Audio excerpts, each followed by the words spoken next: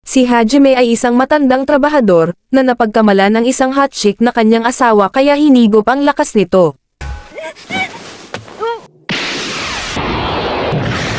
Nagsisimula ang kwento sa pagtunog ng alarm kung saan maagang gumising si Reiko, agad na kinuha ang salamin para sa blangkong tingin sa itaas. Halatang bagong gising ito dahil sa pang-almusal na ayos, kung saan nanood saglit ng TV. Matapos ito ay kumuha ng isang pakwan para mag-almusal, saka kinuha ang pausok at lumabas. Pagkaupo ay saka ito nagsindi at pinapakitang napakaluma ng kanyang tirahan, na mistulang ghost town ang lugar. Pagkatapos ng ilang sandaling katahimikan, sunod itong nagpalit ng Chinese style na suot at saka nagtungo sa opisina. Samantala, dalawang extra sa daan ang nanunood sa balita ukol sa generic Terra, ang teknolohiyang gawa ng Hebinuma Pharmaceutical na kayang ireplika ang alaala ng sinuman, at pinaniniwala ang kayang magbigay ng immortalidad. Pagkarating sa pinagtatrabahuhan, hinimok ng boss ang dalaga na magrehistro na pagkat malapit ng malate. Agad kinuha ni Reiko ang card, ngunit biglang sumulpet si Hajime na madaling nagrehistro, dahilan para malate ang dalaga sa tala. Nagsimulang magtrabaho ang dalawa, at habang binigay ni Reiko ang ilang papeles kay Hajime ay sinabi ang pagka-late dahil sa ginawa nito. Sinubukan mag-chill ng Ginoo, ngunit nainis din kaya nang akong ililibre na lang ang dalaga. Pagkabalik sa upuan, sinabi ng boss sa dalaga na hindi magandang tirahan ang second kowloon, kaya hindi maintindihan kung bakit marami pa din ang naninirahan dito. Sa tanghalian, nagmungkahi si Reiko pumunta sa isang Hawaiian cafe na kamakailan lang nagbukas, pero ayaw dito ni Hajime. Sinabi nitong pumunta na lang sa paboritong Tintin Eatery, kung saan pagkarating doon ay nakasimangot si Reiko dahil pangit. Napansin ito ng Ginoo kaya nagtanong kung bakit, sinabi ng dalaga na gustong subukan ang lutong Hawaii. Itchapwera ito kay Hajime at nagpilit ng subo na lutong Tintin, subalit inayos lang ni Reiko ang salamin dahil tila lagi itong maalikabok kamakailan. Tingin ng binata na may problema ang eyesight nito, samantala nagpatak ang dalaga ng eye drop gawang Hebinuma. Nang makita ito ng Ginoo ay biglang nagalit, sinabing hindi mapagkakatiwalaan ang pharmaceutical na iyon, dahil mula nang mag-take over ang anak ng may-ari na amoy malansa ay bumaba ang kalidad ng mga produkto. Gusto nitong masahiin na lang ang mata ng dalaga para safe kaya samandal bahagya, pero umatras ito dahil hindi komportable. Mukhang unggoy daw kasi kaya nagalit ang Ginoo, hanggang magkainitan na nga kung di lang dumating ang pagkain. Makalipas ang tahimik na sandali, binanggit ni Reiko ang tungkol sa isang silid na bakante na ng halos kalahating taon. Ipinaliwanag ni Hajime na masyado kasing mainit at wala pang aircon, luma ang disenyo na kung may nagpintura sana ng maayos ay mas maganda. Nabanggit ni Reiko ang dating pag-aayos nito ng pinto sa kabilang silid, sinabi ng Ginoo na masyadong kuripot ang mga landlord, pero gustong maging komportable pa din ang mga tenanti kaya inayos. Habang papabalik, nais ni Reiko na magkape muna, ngunit pinigil ito ni Hajime at nagmungkahi na pumunta muna sa optometrist dahil mahina na ang paningin. Kasunod nito, bumalik sa pagkabata ang matanda habang nagdesisyon si Reiko na patingnan ang mata sa EO. Sa hapon, bumalik ito sa opisina ng walang salamin at talo pa ang Byakugan sa linaw ng mata. Nang makita ng amo ay agad pinuri dahil mas maganda pag walang salamin, subalit nang tanungin si Hajime ay mas bet ang Reiko de salamin. Matapos ito, pumunta ang dalawa sa rooftop upang magsunog ng ilang kasangkapan, at sa sandaling nag-stretch si Hajime ay nakita ang generic Terra, iniisip na walang kwenta ang paggawa sa teknolohiya. Nagtanong si Reiko kung ayaw nito ito, kinumpirma ng Ginoo at sinabing ang paggamit ng buwis para lumikha ng bagong mundo ay walang kwenta. Nagduho ang mga ito sa pausok habang tinitingnan ng tanawin sa ibaba, napaisip ang dalaga kung hanggang kailan magtatagal ang restaurant kanina, pagkat karaniwan sa mga bagong bukas na lugar sa Kowloon ay madali ding magsara. Iba ang pananaw ni Hajime na sa tingin ay nostalgic ang Kowloon, ang mga sirang ilaw, maduming eskinita, at mga maingay na kapitbahay, ay ang siyang pagkakakilanlan nito. Love at first sight ang metaphor nito sa lugar na marahil dahilan kung bakit nananatili ang mga tao, at mananatili ang Kowloon sa kung ano man ito dahil hindi na kailangan ng anumang pagbabago. Sa kabilang banda, walang anumang nostalgia si Reiko sa lugar, pero di inaasahang nadama iyon matapos marinig ang mga sinabi ni Hajime. Nilinaw nito na hindi iyon confession, pero nang lumingon ay biglang halos magtukaan na. Sandaling lumagkit ang sandali, pero piniling asarin ni Hajime ang dalaga sa eyebags nito. Kinabukasan, dumating si Reiko dala ang salamin, dahil kahit maayos na ang paningin ay nasanay ng suot ang mga ito. Inasar ito ni Hajime na gusto lang itago ang eyebags, at sa paglingon nito ay nakita naman ang mantsa sa damit ng Ginoo. Ipinaliwanag nito na mula iyon sa pintura kanina, pagkat nakaugalian ng hawakan ang anumang numero na makita sa Kowloon, isang bagay na tila nakasanayan na sa di malamang rason. Nagpatuloy ang trabaho, at nang matapos si Hajime ay tiningnan si Reiko na marami pang gawain, gusto mag-OT nito pero agad nang pinatay ng Ginoo ang ilaw para mayaya itong kumain. Habang naglalakad, naisip ni Reiko na hindi sila papunta sa paboritong tinti ni Hajime, at sa halip ay nakarating sa tinatawag na Twilight Avenue. Nabighani ito sa tanawin, habang pagbida ni Hajime na ito ang rason kung bakit Kowloon ang tawag sa lugar. Sinubukan ng mga ito ang iba't ibang putahe ng pagkain at inumin hanggang mapareklamo ang dalaga, pero sabi ng Ginoo na di pa tapos dahil magkakape pa sila sa Goldfish Tea House. Agad nakilala ng bartender na si Gwen si Hajime at binati ito, sunod nag-order ang dalawa ng kape at pakwan. Biglang napakagat si Reiko kahit sinabing busog na, kaya napatawa si Hajime sa pakwan eater. Habang nagpapausok, tumitig ito sa Ginoo at nakaramdam ng pagkapamilyar, saka nagsindi at sinabing mas masarap magpausok pagkatapos kumain ng pakwan. Dahil dito ay nagulat si Hajime, naalala ang taong dati nang sinabi ang mga parehong salita, at masayang marinig ulit ang mga iyon dahil napapanatili ang koneksyon sa taong iyon. Habang papaalis, nagpasalamat si Gwen sa mga ito at natutuwa na dinala ulit ni Hajime ang kasintahan, bagay na gustong linawin ni Reiko, pero di na nagawa pa dahil sa pagtawag ng Ginoo. Habang naglalakad, sinabi nito ang ukol sa maling akala sa pag-aalala na baka may kasintahan na si Hajime, ngunit nonchalant naman ito at sinabing walang problema. Bahagyang tumigil ang dalaga sa paglalakad para titigan ang full moon sa tabi ng generic Terra, at sa biglang pagliko ay binibigay na ni Hajime ang supot na may lamang goldfish, isang souvenir para sa kanya. Pagka-uwi, agad nito itong nilagay sa lalagyan, tinatitigan habang iniisip ang mga sinabi ni Hajime kanina. Kinabukasan, may anunsyo mula sa Kowloon Environmental Management Center. May babala sa isang usok na may halong kemikal kasama ang matinding init at alinsangan ng panahon, kaya pinapayuhan ang madla na iwasan ang anumang aktibidad sa labas. Magkaganon pa man, naging abala si Reiko magpintura sa bakanteng silid sa Seisyong Tower, na sa kabila ng babala ay determinadong tapusin ang ginagawa. Pawisan na ito sa pagsapit ng gabi kahit may electric fan, at kahit nakaubos na ng ilang mineral water ay talagang napakainit. Ngayon ay isang pader na lang ang natitira at sa wakas ay malapit nang matapos ang gawain. Ganon pa man, nang lalapit na sana para magpintura ay nagsimulang mahilo at biglang matutamba na, buti na lang at dumating si Hajime sa saktong sandali. Nagulat ang dalaga, habang sinabi ni Hajime na ang mga kabalyero ay laging sa split second nagpapakita. Nagsabi dapat ito para natulungan sa kanag-alok ng palamig, habang sinabi ng dalaga na gusto lang din maging comfortable ang mga nangungupahan. Inasar ito ni Hajime sa pagiging copycat, saka pinulot ang roller para simulan pinturahan ang huling pader. Umupo sa sulok si Reiko, at habang pinapanood ang Ginoo magpintura ay natigilan at napayuko matapos maisip na in love na dito. Kinabukasan, sinubukan itong hanapin ang tea house na pinuntahan nila ni Hajime kamakailan, ngunit matapos maligaw sa paghahanap ay nagdesisyon bumalik sa opisina kung saan tahimik ang silid. Nang tingnan ang schedule ay nakitang nasa business meeting ang amo, at matapos ito ay nakita ang pares ng paa sa isang sulok. Nang puntahan ito ay nakita si Hajime na mahimbing ang tulog, at nang subukan itong gisingin ay sadyang maganda ang panaginip. Dahil dito, ginaya ni Reiko ang boss saka ito tinawag, at matagumpay na napukaw ang ulirat ng Ginoo. Nang walang ano-ano, biglang hay nila nito ang dalaga at hinigop lahat ng tamis pati kaluluwa. Mahigpit ang sisad at sa una ay alangan pa si Reiko, ngunit sa huli ay sumisid na din ng todo. Ganon pa man, naisip nito na kailangan ng umahan bago malunod kaya nagsimulang kumampag sa dagat Pasipiko.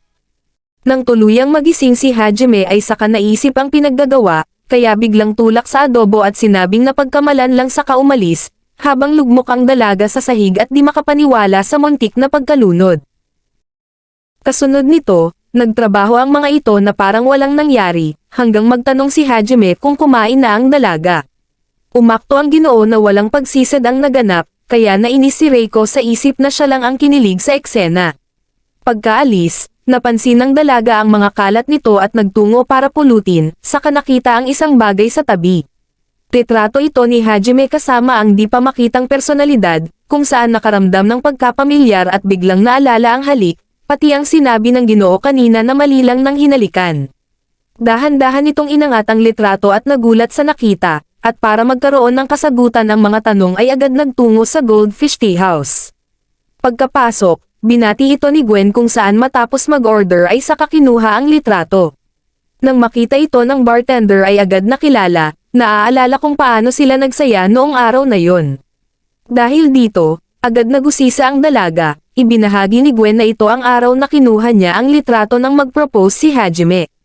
Bahagyang natigilan si Reiko, ngayon ay sigurado ng si Hajime ito na nakatayo sa parehong tea house kasama ang isang babae na kanyang kamukha, pero di maalala kung siya iyon.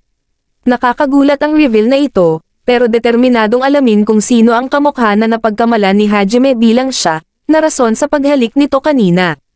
Habang pauwi, napapaisip ito sa pinag-usapan nila ni Gwen nang makatanggap ng tawag mula kay Xiaohei, na nagrereklamo tungkol sa maingay na kapitbahay. Dulot ng pag-aalala, nagtungo si Reiko sa pinangyarihan at agad kumatok sa katabing apartment ni Xiaohei, at sa pagbukas ng pinto ay tumambad ang napakaraming laruan kasunod ng isang luka-loka. Nagpaliwanag ito na hindi pa tapos sa paggawa ng produkto, na natigilan lang nang makitang hindi kilala ang kaharap. Makalipas ang ilang sandali, pinapasok nito si Reiko at saka nagpaliwanag na may tinatapos na 50 order ng larwang lobo kaya maingay. Ganon pa man, matapos makitang tila balisa ang dalaga ay tumigil sa pagpapaliwanag, habang ito naman ay inipon muna ang lakas bago ipakita ang litrato sa noon ay estranghero. Iyon ang larawan ni Hajime at ng kamukha, ibinahagi na hindi iyon kinuha kasama ang Ginoo at di rin sila magkasintahan, giniit na maaring kamukha ang babae sa larawan pero siguradong hindi siya. Wala siyang maalala tungkol sa nakaraan, walang malinaw na alaala o nakaraan para maging gabay at hindi maalala kung sino siya noon. Matapos ito, sumagot si Yao Mei na kung naniniwala ito na hindi siya ang babae sa litrato ay maaaring totoo, dahil siya mismo ay wala ng nakaraan pagkat matapos dumaan ang katawan sa ilang cosmetic surgery ay parang itinapon na din ang pagkakakilanlan at mga alaala. Siya ang pumipili kung ano ang nais maging o ano ang hindi, ang mga linya na sa isip ni Yao Mei ay ang kasagutang hinahanap ni Reiko. Samantala sa opisina, matapos mapansin ni Hajime na wala na ang litrato sa drawer ay nagbalik alaala ang panahong nakilala si Reiko sa mismong opisina bilang kanyang senior. Naalala nito kung paano pinakilala ng senior sa Kowloon, ang pagsusugal sa mahjong, ang pagkain sa Tintin Eatery, ang pagsambit na mas masarap magpausok pagkakain ng pakwan, at maging ang pagpapausok ng magkasabay habang tinitingnan ang tanawin ng Kowloon. Ayon sa past Reiko na ang Kowloon ay nostalgic at ang lugar na nagpaibig sa kanya, na matapos ibahagi ang paggiba sa distrito ay kinundi na nito, kaya nagtaka kung bakit nito ina-attach ang sarili sa isang bagay na mawawala din. Balik sa kasalukuyan, muling nagkita sina Reiko at Yao Mei sa isang kainan na tila naging magkumare agad, kung saan muling pinakita ni Reiko ang litrato para mapag-usapan. Nagmungkahi si Yao Mei na kamprantahin nito si Hajime, pero matapos makitang nag-blush ito ay napagtantong in love, kaya naisip na no deal. Sa isip ni Reiko na marahil may tinatago si Hajime ukol sa litrato, pagkat kung wala ay dapat sinabi na nito ang katotohanan. Nagmungkahi ng tsorya si Yao Mei na maaaring siya talaga ang dalaga sa litrato pero nagka-amnesia, at hinihintay lang ni Hajime na bumalik ang kanyang mga alaala kaya silensyo. Ganon pa man, napaisip ang dalaga kung sinong Reiko ang nakikita sa kanya ni Hajime ngayon.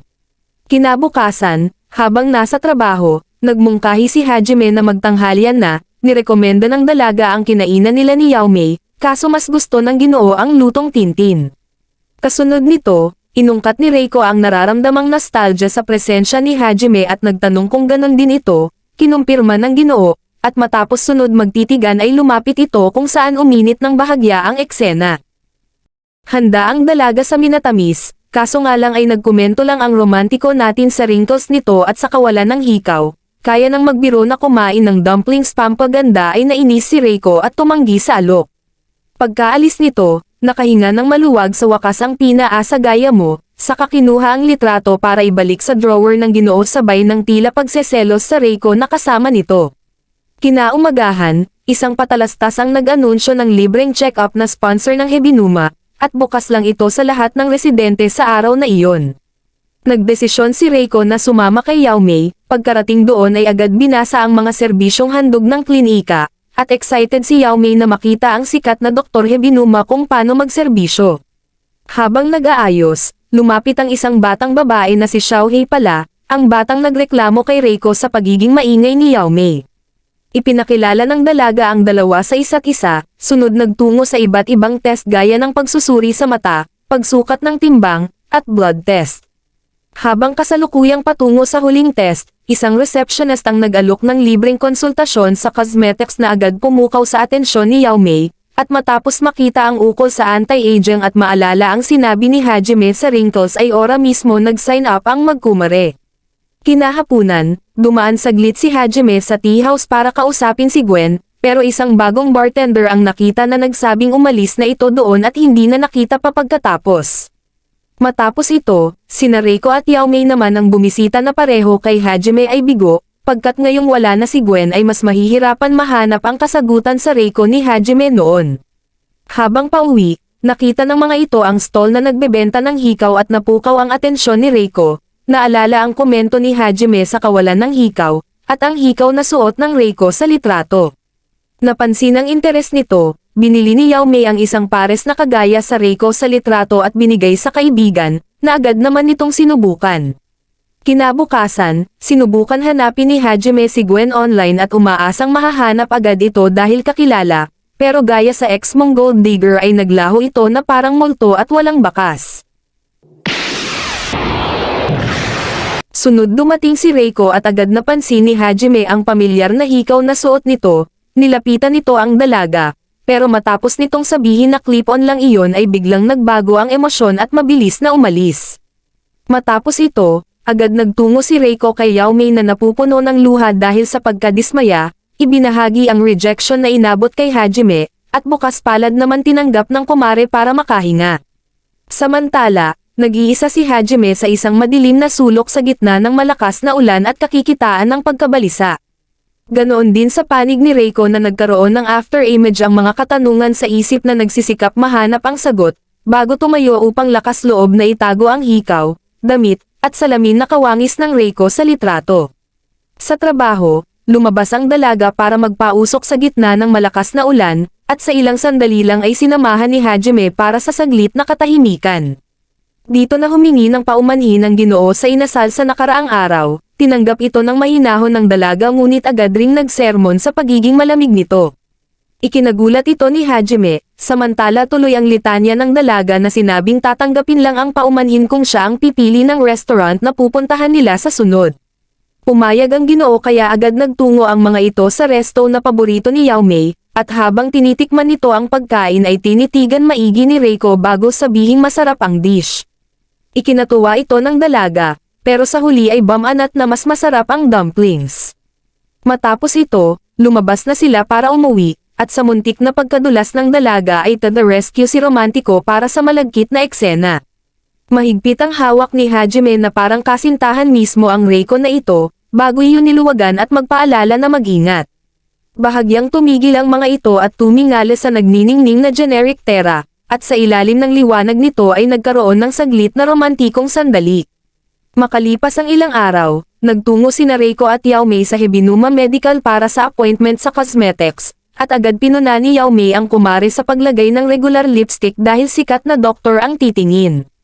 Kinuha nito ang isa pero nag-alinlangan saglit dahil kakulay ito ng lipstick ng Reiko sa litrato, at matapos lamang ang ilang sandali ay sumalang na para sa session sa baklang doktor. Ibinahagi ng dalaga ang mga alalahanin sa wrinkles, samantala binasa muna ng doktor ang isang file bago ito lapitan para magsuri. Hinawakan nito ang mukha ni Reiko na parang test subject, nagkomento sa paraang creepy kesa kay Ed Kaluwag, sunod nagtanong sa mga bagay na walang kinalaman sa pagsusuri gaya ng status, pamilya, o katayuan sa buhay.